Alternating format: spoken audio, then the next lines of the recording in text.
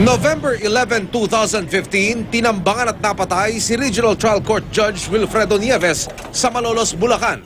Iniuugnay ang pagpatay kay Nieves sa ibinaba niyang hatol na makulong ng 30 taon si Raymond Dominguez noong 2012, leader umano ng isang carnapping group. November 21, nadakip ng pulisya ang isa sa mga umunoy pumatay sa huwes, si Arnel Hanoras. Pero napatay ng pulisya si Hanoras matapos umanong magtangka na agawin ng baril ng kanyang escort. Pero bago siya mapatay, ikinanta ni Hanoras ang isang J. Deogantes Hoson alias Jefferson ang kasabwat niya umano sa pagpatay kay Nieves. Sa bisa ng warrant of arrest, ipinalabas ng Bulacan Regional Trial Court, nadakip ng CIDG Anti-Organized Crime Division si Hoson sa Bacoor, Cavite pasado alas 2 ng madaling araw kanina.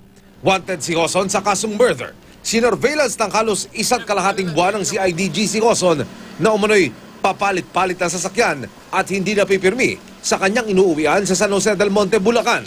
Una nang napaulat na si Hoson ang nagplano ng ambush at kumukuha umano ng tao para sa ganitong klase ng trabaho. Komentan ako. Pero ikaw ba?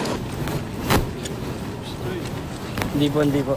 Labas-masok din umano si Hoson sa Nubilibid Prison at regular na bisita ng mga Dominguez sa maximum security compound. Emil Sumangil, nakatutok, 24 oras.